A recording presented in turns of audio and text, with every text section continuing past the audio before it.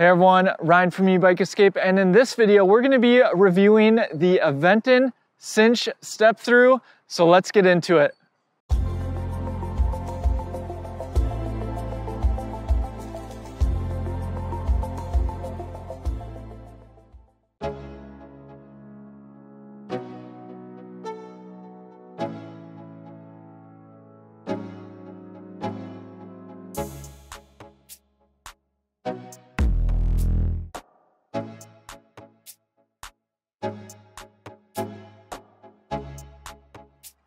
Before we get started with the walk around, one quick favor: if you are looking to purchase any Aventon electric bike, please check out the link in the description. If you click that link before you make your purchase, it helps support Ebike Escape. Thank you in advance for your support.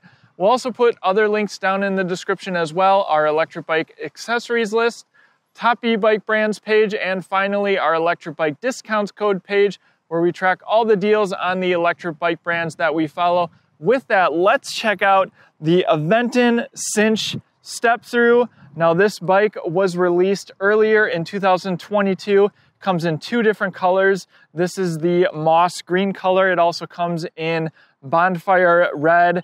Decided to go with the green because I thought it was really unique looking, and we've reviewed the Aventon Adventure step through bike in red, so decided to switch it up. This bike is currently priced at $17.99, and of course, they also have their high step model, though I very much prefer the step through variation of the Sinch. So let's get into some of the components here. Aventon continues to impress with the aesthetics of their electric bikes, and it starts up here with the front tires on the Sinch step through. So these are Chow Yang tires, Prism K rubber, and they have these, what Aventon refers to as gum sidewalls, kind of a brown sidewall. It really sets the rest of the bike off. I think it looks super unique.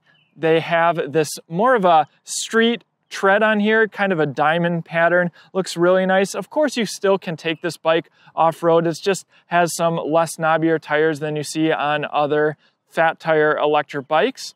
And these are 20 by 4 inches wide. Next, we have the brakes. So these are Tektro branded rotors, 180 millimeters with matching calipers here. Tektro mechanical disc brakes. Definitely very familiar with them, and a component that performs very well.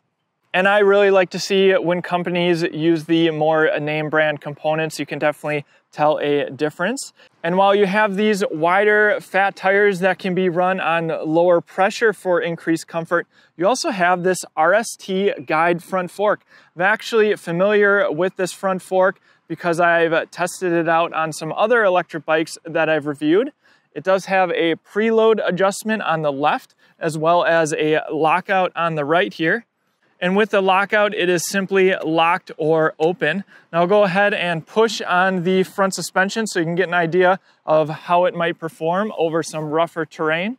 So definitely is going to add some additional cushion wherever you happen to take this electric bike. And RST forks are a brand I've seen included on other electric bike brands, such as Rad Power Bikes with their Rad City 5 Plus.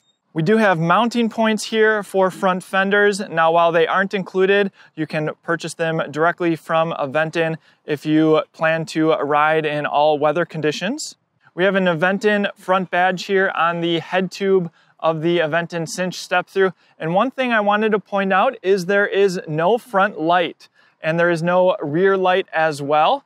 So just something to keep in mind. Check out our electric bike accessories list if you want to see some of our recommendations for front lights that are rechargeable. And while we're up here, I want to call out the cable management because I think Aventon does an awesome job on all of their models. You can see all the cables come into one bundle here with this nice cable wrapping, and then they enter each side of what I'll call the down tube here.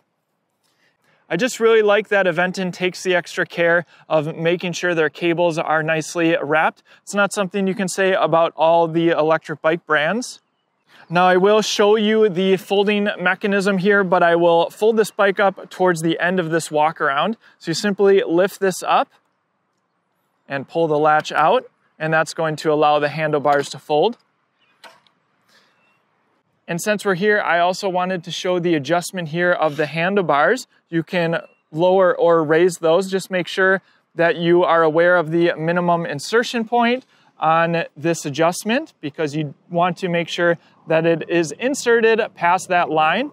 But this adjustment is just going to allow you to customize the height of the handlebars.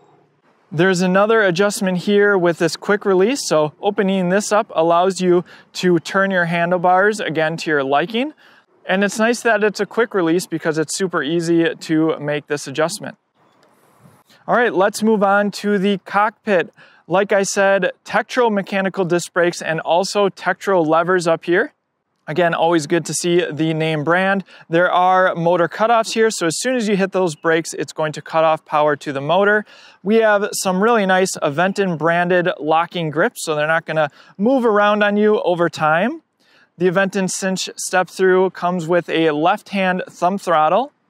And before we get into the display, let's actually go to the right side. This is another Shimano component. I call this a trigger shifter, though you do use your thumb to shift into the lower gears, but then you use your trigger finger to shift into higher gears. And I personally prefer this shifter compared to the very basic Shimano thumb shifters that you see on many electric bikes. Again, 7 speeds here. Let's talk about the display. This is the display we've seen on many of the Aventon electric bikes at this point. Power button here on the left side. And as I've been using the Aventon displays, I do wish they went slightly brighter. I can see it in daylight, though it is a little bit more difficult than I'd like. I do have the brightness turned all the way up. So we have battery capacity in the top right-hand corner, 43%. Really like that they give you a percentage rather than just the battery bars. We have miles per hour front and center. And we have the pedal assist mode in the bottom left-hand corner, 0, 1, 2, 3, 4, or 5. And we have trip distance and odometer here. And hitting the I button will give us more information. Average speed, max speed, trip time, calories burnt, trip CO2 reduced, trip trees saved, some CO2 reduced, some trees saved, and back to trip distance and odometer. Now there is a dedicated light button, even though a light is not included on the Aventon Sinch step through. All right, now let's go into some of the advanced settings on this display. I'll hold down the I button here. And you can see we have clear trip data, screen brightness, again, that's turned all the way up to 5. We have set units, system info, and we have connect to app. Now what's really cool is Aventon electric bikes with this display allow you to connect it to your phone via their mobile app, and I'll go ahead and do that so you can see what it looks like. So I'll load up the Aventon app here and go ahead and sign in. And then on the display, I'll hit the I button on Connect to App. It'll give me a QR code. I'll hit the plus button in order to add another bike. And we'll scan the QR code. And we'll give my bike a nickname. Hit pair. All right, and now I'm connected. You can see I have all the information that I would have on the display: battery, total cycling time, odometer, calories, max speed, average speed. And then there's also other things you can do in the app. You can record a ride. There's also a Discover tab, which offers a social component if you want to see what other Aventon owners are up to. And there's also me. There's some gamification in here. And I forgot to show you in the first section on the e-bike, you can go into settings here, adjust the screen brightness, auto power off, and the speed limit. I'll go ahead and turn that up for our riding footage. Aventon does note that this is a Class 2 electric bike that tops out at 20 miles per hour, but we'll see just in case if this allows the bike to go faster. As always, be sure to follow your local laws and regulations. And you can also change your assistant level in the settings on your phone as well. So I really like that Aventon has a dedicated app for their electric bikes. It's not something you see on the more affordable electric bikes. Let's talk about the accents around the Aventon Sinch step through. You can see we have the Aventon branding here, as well as some striping, black and red. And we have Sinch on the opposite side of the chainstay, as well as on the seat stays here. Again, just a really sharp electric bike. And if you get a close-up here of these welds, you can see that they're nice and smooth. Again, it's something that you just don't see from other electric bike brands. The Aventon bikes just generally look like more expensive bikes than they actually cost. Next, we're going to take out the battery, but first I just wanted to show you this cover here so you can charge the battery when it's in the bike, as well as take the battery out and charge it up inside. Now, if you're looking at other electric bikes offered by Aventon, I really like that they put the battery on top of the, what I'm calling the down tube here. On the Aventon Adventure, it's located on the side and comes out on the side. And other companies have them come out below the down tube here. But I really like this, it just makes it much easier to remove. Now, one of the downsides, of course, with the battery here is you don't have any bottle cage bosses. So if you want to mount a water bottle, you'll have to come up with another solution. Perhaps one of the mounts that allows you to put a bottle cage anywhere would mount here. That's actually on our electric bike accessories list as well. But you'll just have to think where you're going to put a water bottle, where you might put a lock as well. And the battery cover is also painted to match the frame, so it just hides it really well. Go ahead and remove the battery here, turning the key to the left, and you can see it pops out. I'll go ahead and remove the battery here. And we have a 48 volt, 14 amp hour battery, and that is 672 watt hours. There is a button here which gives you an idea of battery capacity, red, green, and blue it looks like. And here's a look of what it looks like with the battery removed. And I'll go ahead and put it back in here. Put the bottom in first and push the battery into place. All right, let's move on to the rest of the bike. We have the cadence sensor located on the left side here. That's what that cable is. And if you're wondering what this is and you're not familiar with folding electric bikes, when the bike is folded, this is what the cinch sits on. Again, I'll fold it here in a little bit. We have plastic foldable pedals on the Aventon Sinch step through. And the rear kickstand is located out of the way of the pedals, so you don't have to worry about them hitting it when you're moving it around. We do have the motor cable coming in on the left side of the bike, and I've seen a few other companies do this now. The motor cable comes right in between the frame and the rotor, so it actually protects the motor cable a little bit more, and I really like that. Bolt-on axle in the rear as well as the front. Again, no rear rack included, but you can purchase one from Aventon. There's a look at the mechanical disc brakes on the rear of the bike. Next, we have the motor, 500 watts, and of course, we'll see what this bike can do in our upcoming first-person riding footage. It is Aventon branded, and we have a 14 to 28 tooth rear freewheel and a Shimano Acera rear derailleur. Definitely a step up from the super entry-level components from Shimano, so that's nice. Again, 7 speeds back here in the rear. And we do have a 52 tooth double-sided chainring up front. That's of course going to protect your pants from getting dirty as well as protect the front cogs. So really like that, and really nice that they went with such a large front chainring. I'll talk about the gearing in our first-person riding footage. Something you might want to consider on the Aventon Sinch step through is putting some clear plastic tape here. I use some 3M tape on the electric bikes because you will get some chain slap if you take this bike off-road, and you want to keep this frame looking nice, so that's definitely an option. Check out our electric bike accessories list. And I also wanted to show you where the cables come on the bottom of the Sinch right here. Before we talk about the seat, I wanted to talk about the seat post.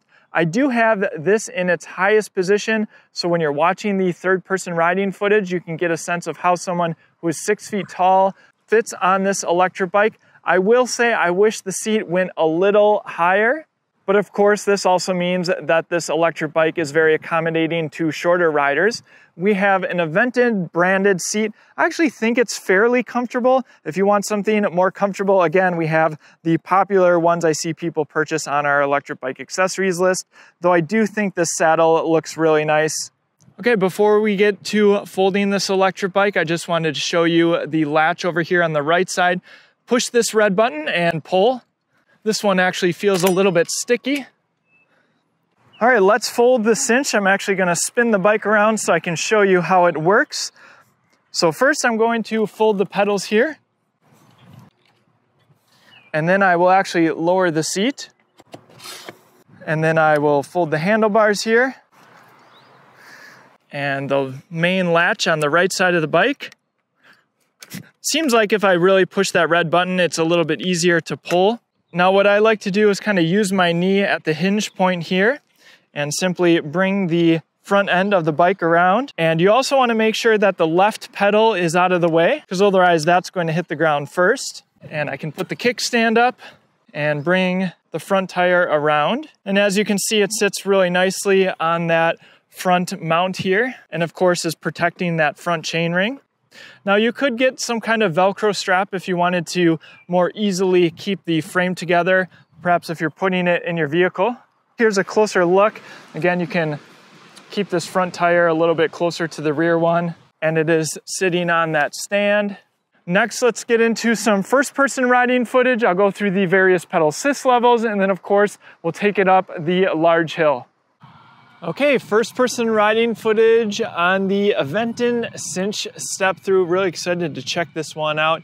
And as you saw earlier, I did go ahead and override the speed. It doesn't appear like that's going to impact the throttle, though while pedaling, I will get up to over 20 miles per hour. We'll see just how fast it goes. Just keep in mind, technically, Class 3 electric bikes do not have throttles, so just be aware of all local laws and regulations. I have the speedometer app by Coolnix here, which I'll be comparing to the Aventon display. First test will be throttle only, and just to note, you do have to have it in at least pedal assist 1 in order to get full throttle. All right, here we go. 3, 2, 1, throttle only. 6, 9, 12, 16, 17, 19, and there's 20 miles per hour. The display is reading 20.2. All right, and one thing that I did notice while riding this electric bike, and I'm not sure if I felt it on other Aventon bikes, is if I start pedaling, for instance, in pedal assist 1, while I'm using just the throttle, the motor cuts off for a second, and it seems like the pedal assist, if you will, kind of takes over. You can see that I'm going much slower now, 15 miles an hour, and I still have the throttle down. So just something to be aware of, I guess. All right, next, let's actually turn the pedal assist off. I do get the question quite a bit. Can you ride whatever electric bike I'm reviewing with no power? Hopefully you don't run out of battery or have any issues, but if it does happen, usually the answer is you can ride the bike on flat pavement like I am now fairly easily, especially when you have all these gears. I'm going into second gear, it looks like there. Going about 10 miles per hour. Though again, hills are going to be a challenge, so definitely want to keep the battery topped off. Speaking of battery, we are at 100% here.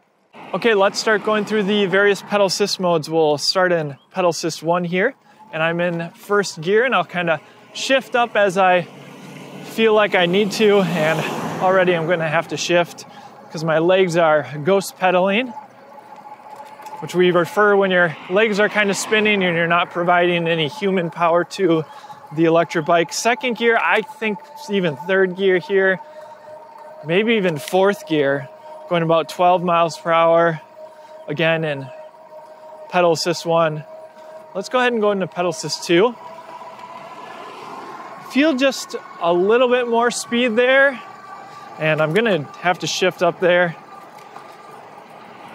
Should be 6th gear now, hitting 17 miles per hour, pedal assist 2. I feel like the power delivery, while even in pedal assist 2, I am traveling at a fairly good speed.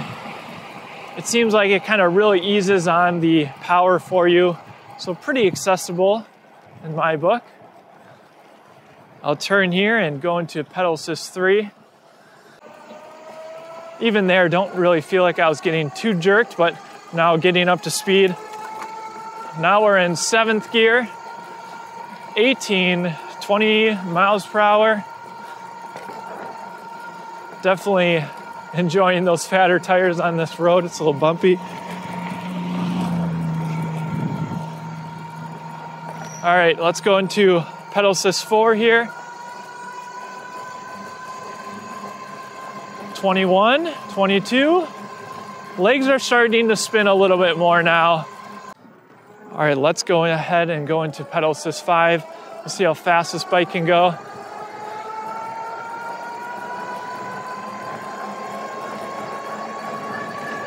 "24, 25. I think that might be it. I'm gonna pedal as hard as I can now. 25 miles per hour. Going into the wind a little bit here. And I can certainly slow down the pedaling here and provide virtually no effort of my own and go 25 miles per hour. So you do have to spin your legs a little bit if you are going above 20 miles per hour, which is not uncommon the way most of these hub drive motors are geared. All right, we know what this bike can do on flat ground, but let's see what it can do up our large hill climb test. So as I was riding over here, I actually went into the advanced settings and turned it back down to 20 miles per hour. And I just wanted to share with you how that affects the different pedal assist modes, because before in pedal assist 3, I was hitting 20 miles per hour or around there. And now with the max speed turned back down to 20 miles per hour, it is much different. So I'll actually go in the various pedal assist modes again, just so you have an idea of what you can expect. So now the pedal assist 5 should be about 20 miles per hour, because obviously that wouldn't make sense if you had a max speed of 20 miles per hour and you hit it in pedal assist 3. So right now, third gear and pedal assist 1 about 11 miles per hour, gonna shift up here. And this isn't completely flat. Pedal assist 2 going about 14 miles an hour, could shift up here. I think now I'm in 4th gear.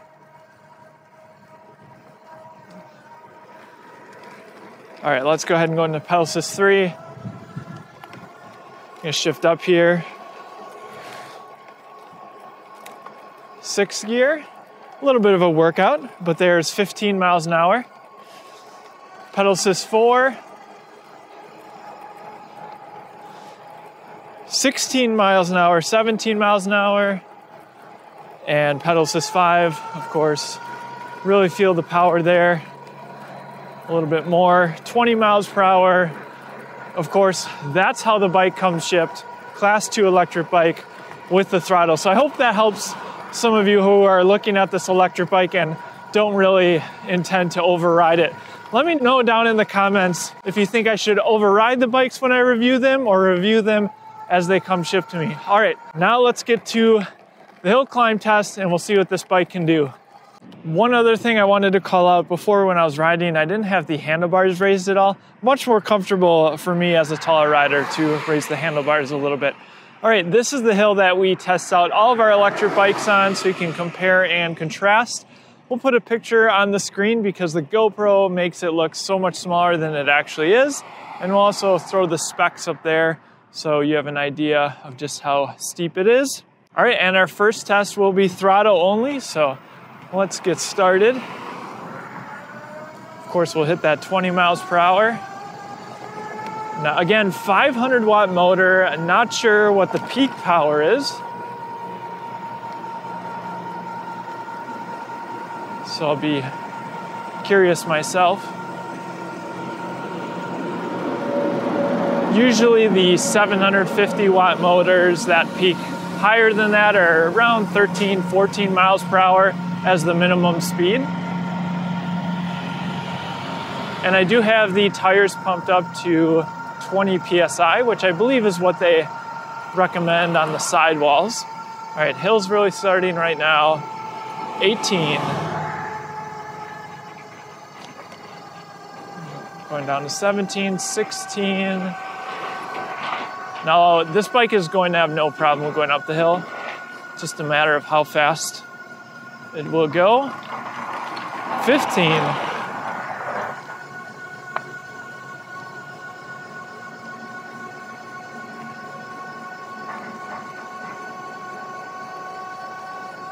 Looks like 15 miles per hour might be the minimum speed. I don't think I saw 14.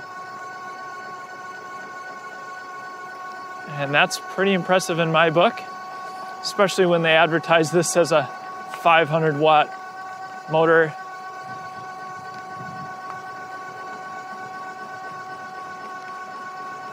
So it's going to be able to handle almost any hill you throw at it. Of course, it's always a good idea to pedal, not only to get a little bit of exercise, but also to conserve battery for longer rides. So let's get into our footage going up the hill while pedaling. All right, up the hill while pedaling on the Sinch step through, I'm actually gonna give myself a little bit of throttle so I can shift down here in the first gear, and I'll also go into pedal assist 1. Now, what I like to do when I'm doing the hill climb tests while pedaling is just to give you an idea of how you might want to approach hills.